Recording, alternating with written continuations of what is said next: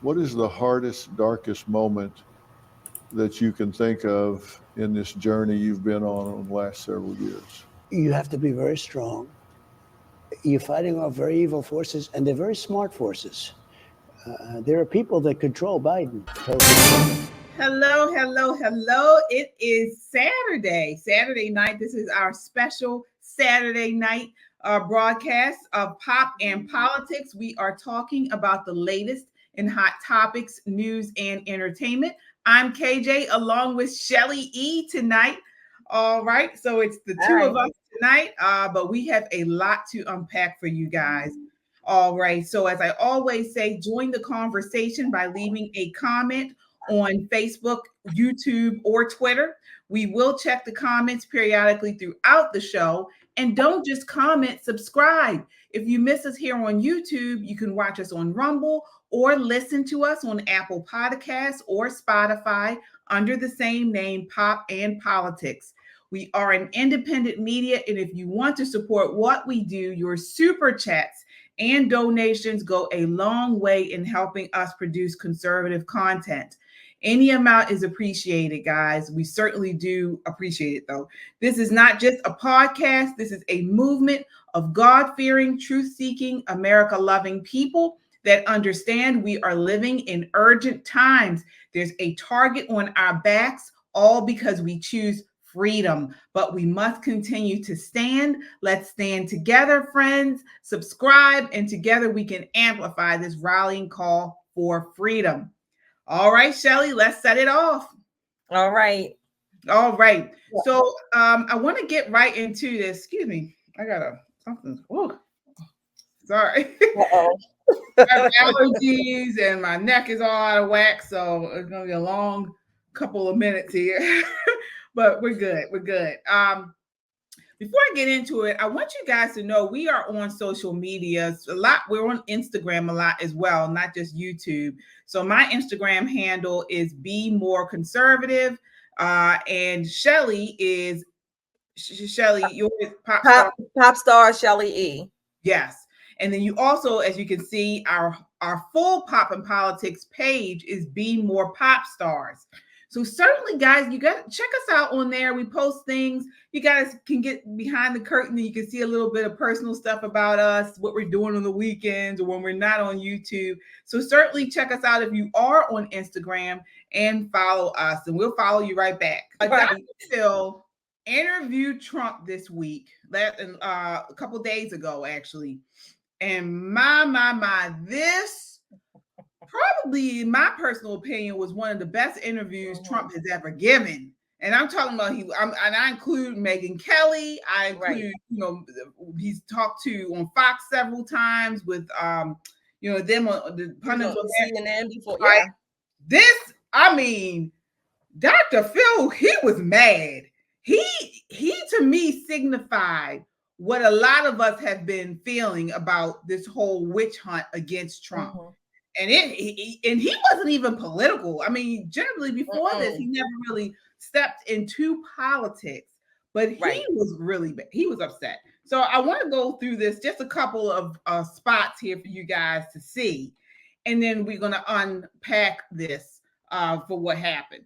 So take a look here. This is at the beginning of the interview. And Dr. Phil talks about how the Biden administration and the left has weaponized the justice system. Take a look. 13 in the last two elections, Republican, and I know you can't talk about it. I'm not under a gag order. I do know that the number 3 person in the Department of Justice took a pay cut and went down in stature to go to a state job and become one of the lead prosecutors in this case. But yet they say, hey, Dr. Phil, why are you saying that President Biden needs to stop all of this? It's the state case. That's exactly why I'm saying it. Don't be naive, people. Understand that there's a power play going on here. It's controlled by the White House and the DOJ, 100%. Gerard Baker wrote in Wall Street Journal today, and I'm paraphrasing, but he said, what do we say to those people that are rejoicing over reducing law to the status of a weapon in the hands of the dominant political power? Because that's what's happening right now. It's become a weapon. Okay. So I wanted to go over that part. Yeah. You see what he was like, you're under the gag order, but I am not. And I need to let this out. What are your thoughts on that, Shelley? Absolutely. Everybody, I'm saying everybody should be speaking out, if you will, if you want to call it on behalf of Trump, but certainly just telling the truth. Those are the facts. I think the prosecutor's name is Coangelo or something like that. He left the Biden administration to go and prosecute under Bragg so that this case can be prosecuted. Mind you, Bragg had already ran on the idea and the purpose of getting Trump. Alan Dershowitz has a book called Get Trump, talking about all of these witch hunts, if you will, that have been going on after this man came down that elevator in 2016. Yeah. I loved how, Dr. Phil was just like, we got to get this out there. Mm-hmm. And this next clip is where he really breaks down why what the Democrats and the Biden administration has done is so bad, not only for Trump, but for our democracy. Take a look here. There's something that are called hornbook laws or black letter law that is just, these things are just been around so long. And these were violated in your case, one right after the other. Yes, they were. For example, you don't let someone that has been charged in the same case as someone else, and they made a plea deal and said, okay, I'm guilty of doing this because they were intimidated into doing it. The lawyer in your case, we don't even need to speak his name, mm-hmm. He bartered around out from under 65 years, looking at 65 years of imprisonment down to 3 years and 2 years on this case and a tax case. So went from 65 years down to 5 years in exchange for giving them testimony against you. That's not supposed to come in, but it did. Yep. Pecker making a deal, a non-prosecution agreement. That's not supposed to come in, but it did. That got into the jury box. They got to hear all of that. And so they say, well, if we're not down here for the reasons they're saying, then we need an alternative explanation, which they're not allowed to get, because your expert witness that was going to come in and say, as a former chairman of the election commission, was going to say this was looked at. There's no issues here. They didn't allow that person to talk, to testify. And I'm looking at this saying, how is the jury supposed to solve this problem if they don't have all the pieces to the puzzle? They wouldn't listen to him. They wouldn't talk to him. We all said it. We all said, I loved how he broke that down. And I thought that out of everyone that I have seen talk about this case, and there have been many, he brought the whole idea of, he broke it down with the details, and then his personal reaction to this was like, this is crazy. Yeah. What are your thoughts on that exchange? Now, see, this is where I'm going to bring some conservatives and, if you will, conservatism or views in, because this is when people say that prosecutors can be corrupt, our laws can be mishandled. Sometimes conservatives say, well, no, we got to follow the law. Well, if the laws are corrupt, or if they are misusing the laws, corrupt politicians, then which law do you follow? Because if they can do, prosecutors will tend to have a lot of evidence, but they have a lot of evidence sometimes, and sometimes they don't allow that evidence to be seen, what we call exculpatory evidence. The other side is supposed to see it. This prosecutor from the beginning was corrupt. He ran on, in my opinion, a corrupt idea from the beginning. Yeah. Exactly. And speaking to something you said about, if you see the justice system, the laws are corrupt, what do you do? I mean, right now, Steve Bannon is going through that same issue right now. Again, you guys know former Trump campaign manager and current host of the War Room show, Steve Bannon, has been ordered to report to jail by July 1st for refusing to comply with the Democrat-controlled January 6th committee. Right. I mean, gosh, this is that is crazy. Yeah, they are on.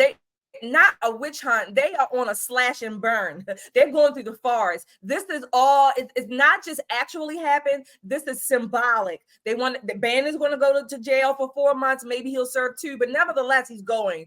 The January 6 prisoners. Now, if I recall, just last year, a drug addict, a crack addict named Hunter Biden went to the Capitol and stood outside the day that he had a subpoena to show up. He brought cameras and did not show up for the subpoena, but yet he was allowed to go around leave with his cameras after he made his little, his drug addict appeal, and nothing happened. Yeah, now he's in court. Yeah, he's not the only one. Hunter Biden and AG Merrick Garland defied congressional subpoenas, but neither has been held in contempt. Exactly. Eric Holder was held in contempt back in 2014, but the judge declined to prosecute him. Exactly. So again, this is the latest example of Democrats abusing the judicial system to target people in Trump's sphere. That's what they're doing. This is terrible. That's what they're doing. And I mean, again, as much as a conservative on the conservative side, of course, we want our laws obeyed, and we want our Constitution obeyed, but we don't want them to be weaponized. This whole against anybody, nevertheless. But this whole Justice Department, from when they were sworn in to the parents in Virginia that they sicked the FBI on and the other CIA to send letters to them to basically fear them into not talking about their children being abused in the school system across the country. This has been going on. And let's remember, I can't remember the year, but I do know there was a president called Barack Obama. During his tenure, Christians and conservative groups were targeted by the IRS. Let's not forget that. This is a continuation to the nth degree. Absolutely. And don't forget for Bannon's case, that Judge Merchan is the one who was randomly overseeing his case. It was the same judge. I mean, This is not a banana republic. I don't know what is. This is terrible. They are this is a communist. This is a communist method. Yeah, absolutely. I want to talk about a different part of this Dr. Phil interview, where they talk about Dr. Phil, he was kind of discovered under Oprah Winfrey. And so he was Oprah Winfrey's darling for many years.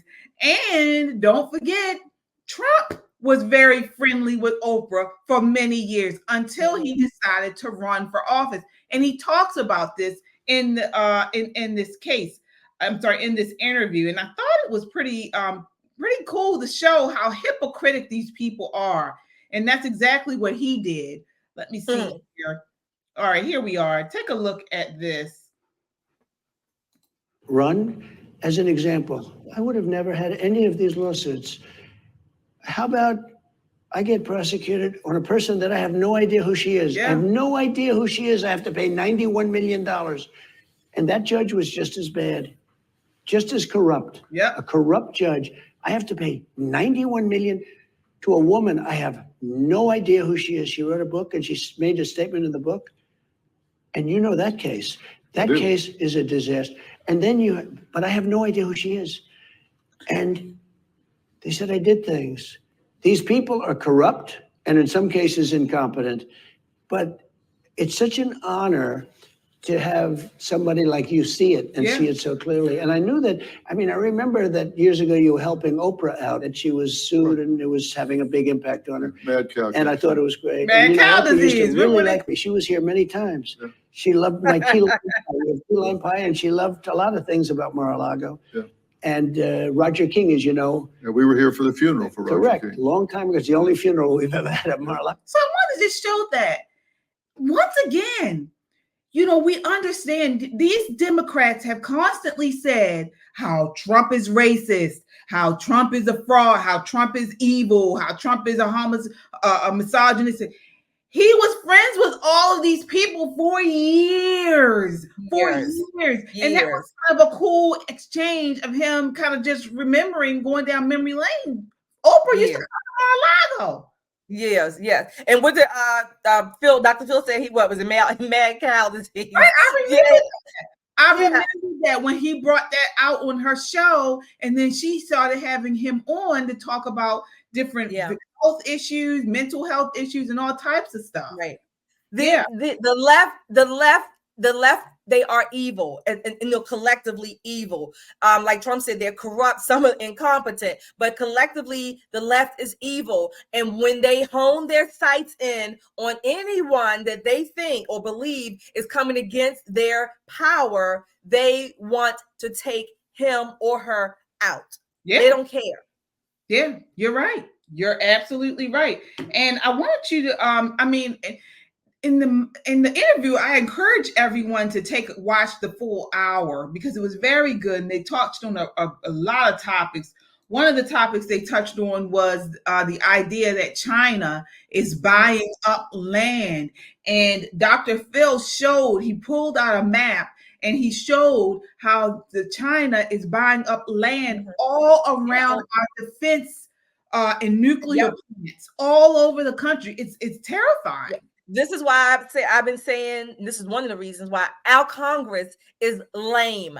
Yeah. I blame our Congress, even our Supreme Court to some degree, because again, we're supposed to have checks and balances, not just an executive branch. We have a legislative branch and we have a judicial branch, and they've been buying land around defense sites for years. And I'm guessing this is partly the reason why Dr. Phil the next day, I think it was the next day, he talked about TikTok banning the promo for this interview. So I guess, he talked about how they banned it. All of this is one big ball. This is one big ball. Absolutely. Absolutely. But remember when China had the spy balloon that basically traveled across most of our country, and the Biden administration basically said, oh, it's nothing to see here. Republicans are making a big deal about it. It's ridiculous. Exactly. I want to talk about this next part where it's sort of a more personal. You can't even fly a drone except for so high and so far without your house being swatted, having SWAT team come. But China can put a balloon and goes all the way across from the West Coast to the East Coast. No, and it's no big deal. Yeah, it's ridiculous. This next excerpt is a part where Trump talks about the toll that this has taken on his family and why he continues to push forward. Take a look here. Have you ever thought that the toll that it takes on your family is too much? Maybe not in the way you expressed that. It's a very interesting way of expression, actually, of that question. I haven't really. I think to a certain extent, I think that my family wants me to do it. Our country's in trouble. We could be in a world war very soon. We're going to end the problem. Think of it. We're going to end Ukraine fast. I'm going to end it fast. I know both. I know Zelensky. I know Putin very well. I'm going to get it ended. That is a horror show that's going on over there. But think of it. Why are we hundreds of billions of dollars more money? Why is this happening? Why is Europe spending a fraction of the money that we're spending? There's so many different things about that are just wrong. But my family is good. My family loves this country, and I think they feel that I do a good job. Look, we had the most successful country we've ever had during my time. All right. So I wanted to share that, and prior to that, he also talked about why he continues on. Because it must be an enormous toll, and I'm sure he's not going to talk about that, in detail, but I'm sure it is an enormous toll, not only on he has a young son who just graduated high school, but his wife, and he continues to press on. Yeah. I think it's the double-sided, maybe, I don't know, bittersweet coin, in that I suspect, and I'm sure that there is some kind of toll, whether it's emotional, the physical absence he's doing, not just the campaigning, but fighting all these battles on all these fronts. But on the other hand, I suspect that they are extremely proud of him. Right. for being the man, the patriot, the president, the father, the grandfather. He has grandkids too, right? So I suspect that they are extremely proud of him. And yes, there have been a couple of his, I think his niece and maybe a couple other people along the way over the years that have come out like against him, family members. But by and large, everybody has kooks in their families. Everybody. So there's always a couple that's just part of the family. Look at, from the pages of Genesis, families have been, messed up, whatever. But I suspect that they are extremely proud of him. Yeah, and not only that, but the country is. And when I say that, I mean his supporters. Right. We know that I want you guys to take a look here at an excerpt from Good Morning America, where they took a deep dive into MAGA country and MAGA supporters. Take a look here. It's very refreshing, and we see why people are supporting President Trump.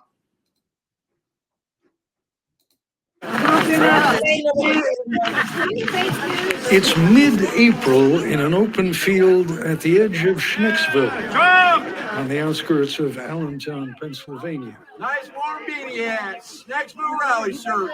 Winter has not entirely surrendered. The faithful have been lining up since late morning, although Mr. Trump is not expected before early evening. On a day like today, it's cold. It is. It's wet. Yep. It's nasty. Yep. What the hell brings you out here? The truth, freedom. Freedom. We want our freedoms. That's what we're here for, freedom. Nobody cares about the working class. You don't care about us. You want your ratings on CBS, and you want to lift up that idiot in the White House. Okay, you've already made up your mind about me. No, I'm not saying you. I'm sorry if you thought that. That's all right. I'm saying the media, you have been lying to the American people long enough. All right. So I wanted that was it in the nutshell. And people are not buying these crazy trials, and it's clear that they are trying to do this to discourage the campaign, to make the campaign fail, and Americans are not buying it. Nope, they're not buying it. That was Allentown, Pennsylvania. I think they said the Rust Belt, Midwest, if you will, going to the West. Trump to millions of people in our country, some 80 million plus people. Trump to them is, I call him a bulwark. He's a bulwark. He's a fighter. He's courageous. He does represent and speak for the unforgotten, or the forgotten man, or like the lady said, the little people, the working class, the people who actually bring the foods to the stores, the people who actually move things and get things to where Americans need them to be. Without such people, we wouldn't have an economy for the most part. Trump represents and speaks on our behalf, if you will. And he does it well, courageously, taking many of the hits. But again, this is bigger than Trump, because this is about the people of America that they're going after.